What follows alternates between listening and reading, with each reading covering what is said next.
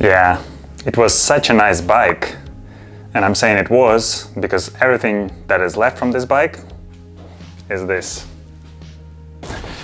And the reason why it's like that is because in this video I'll be making this bike as light as possible by replacing all components on the bike, including the wheels, brakes, handlebars, you name it.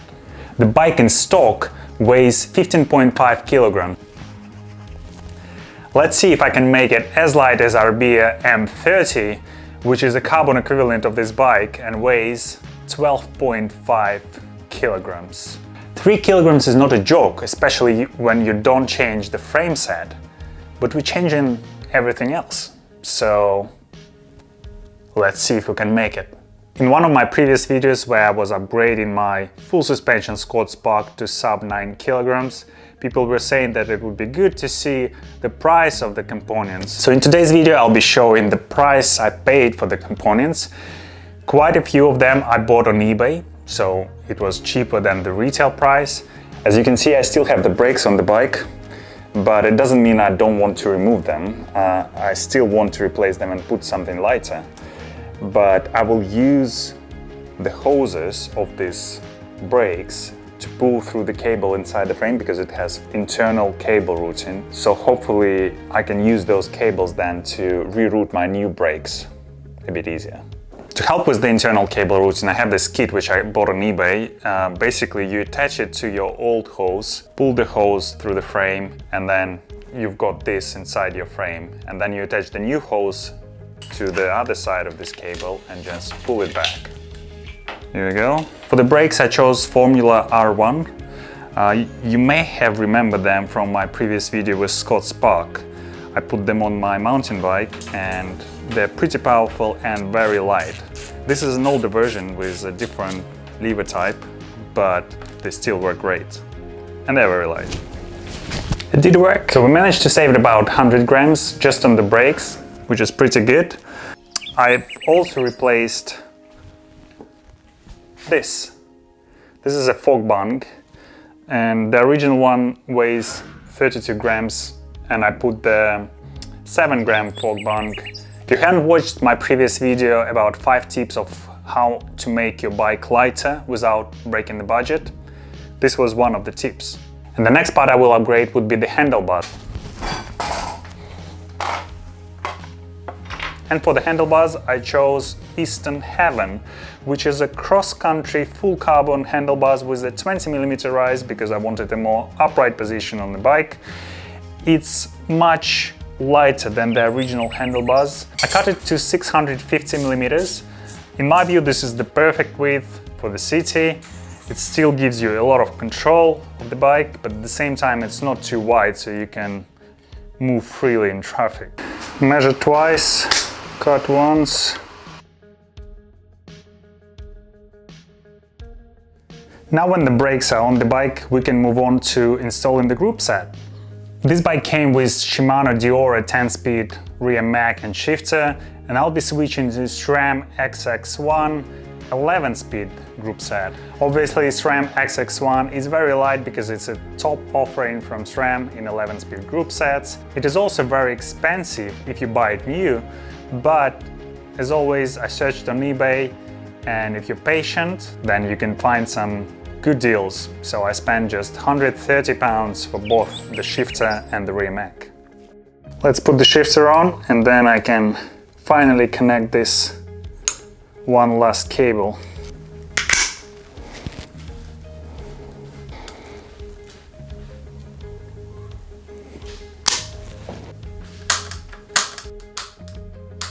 Now when all the cables and hoses are on the bike, let's make this Handlebar Tidy. I'll use just a standard electric tape and tape them together. I think it should look nice. Now when all the cables are tidy and the cockpit is nice and clean, almost like Danger Home clean, we can install the grips. But before that, don't forget, the main thing on a commuter bike is this. My favorite part of the process. Right.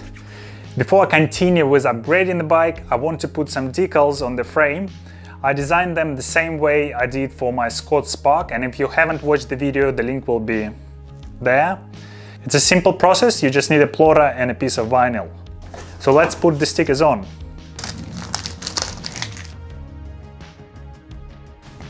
Now when the stickers are on the bike and all the cables are pulled through the frame, I can finally install the bottom bracket and the cranks. And for the cranks, I have SRAM DAB XS. This is the new SRAM Red cranks, which are one of the lightest on the market. They're not cheap, but I found a good deal on Facebook. I bought them for £180. And to be honest, for the lightest cranks in the market, this is not too expensive. I will pair them with the Orbea 40T narrow wide chainring. You put it directly on the cranks and it saves a lot of weight. And in my view, Orbea makes the best chainrings on the market. They have taller teeth, so it literally prevents chain from dropping, so I can get rid of the chain catcher which came on the bike. So these are the original cranks and the chain catcher. 914 grams. And now watch this, 431 grams. So we managed to save half a kilogram just on the cranks. So let's install the bottom bracket. I have the matching SRAM DAB. I've removed the bottom bracket covering from the bottom to allow access to all the cables and to make sure that when I'm installing the bottom bracket I don't catch any of the cables, and they all go around the sleeve of the bottom bracket. So let's do that.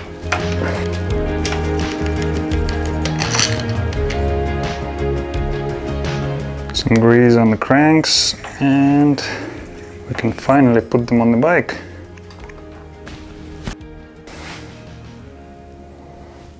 Just a couple of final bits left: the seat post, saddle and the wheels. I will have to replace the standard seat post because it's pretty heavy, and unfortunately I will lose the integrated light, but I'm fine with that because I'm using the knock lights and I'm pretty happy with those. As for the saddle, I'll choose Fabric Scoop Shallow Pro with carbon rails. It's pretty light and also it has a lot of padding, so comfortable even when you're riding without your racing bib shorts, which I don't usually use when I'm in the city. There is only one piece of the puzzle left before I can take this bike for a ride, and I have really big hopes for the wheels in terms of the weight saving, because the original wheels were really heavy. But before I show you the wheels, I wanted to thank all sponsors supporting this video, which are myself for buying the parts and my wife for looking after our baby while I'm making this video. And for this bike I decided to go with the 650B wheels, which is smaller than the original 700C. And there are several reasons for that. Reason number one, these wheels make the center of gravity lower, so it's easier to stop on the traffic lights and put your leg on the ground. Second reason, I can put 47mm wide tires, which will add further comfort to the bike, and I can even go and do some gravel on it. And finally, the third reason is they should help to save some more weight. Not much, but still.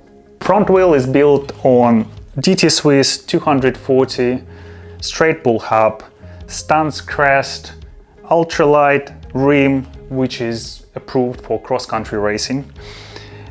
Also, it's built on Sapim laser spokes and Vittoria Tirreno Zero 47mm semi-slick tires.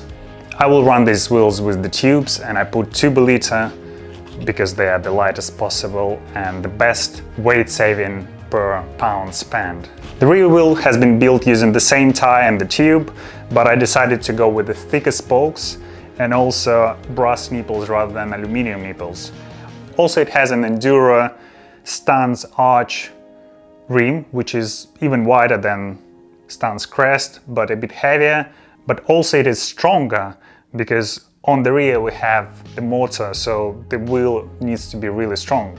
And finally, for the cassette I use Shimano XTR 11 to 40. This is the lightest 11-speed cassette which fits Shimano free hub. I'm sure all these parts will help me to save a lot of weight on the wheels, but how much we'll check right now.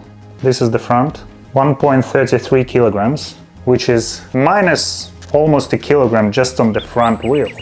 So it's 3.76 kilograms, that is almost 900 grams lighter than the original rear wheel. Wow, 1.9 kilograms just on the wheels. I think I just set the new record.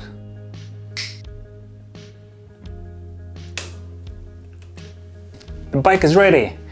I only need to put the pedals on, but before I do that, I want to weigh the bike and compare to the starting point, which was 15.5 kilograms, to see how much weight we managed to save and how close or far we got to Orbea's Carbon M30 bike.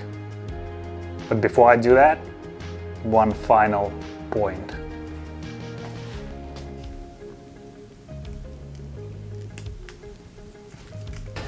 Now it's ready. Don't know how about you, but this is definitely my favorite part of every build and video.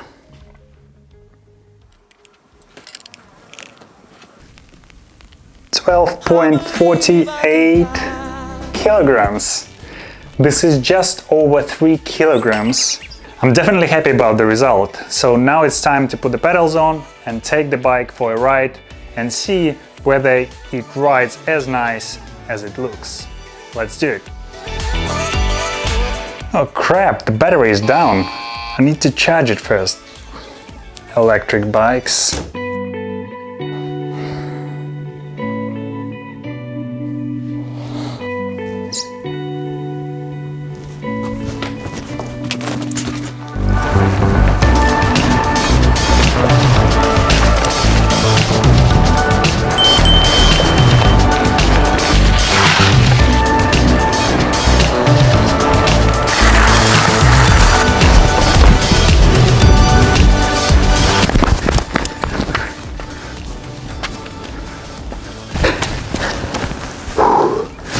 Wow, the upgraded version of the bike rides like a completely different bike. It's lighter, it accelerates faster, and it looks great.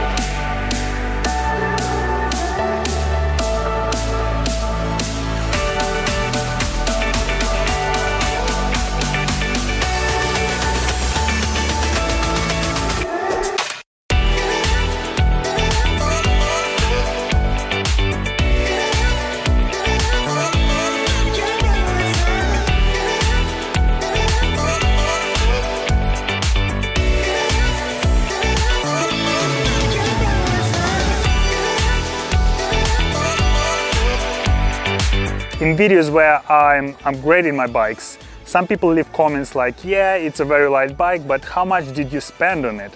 So in total I spent 1,080 pounds on all upgrades on this bike, but I managed to sell all the components that came on this bike for 420 pounds. So in total I spent extra 660 pounds on all the upgrades, and I made the bike 3 kilograms lighter.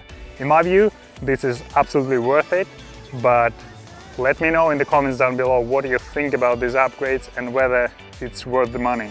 If you enjoyed this video, give it a big thumbs up, subscribe to my channel, and as always, thanks for watching guys, and see you in the next video.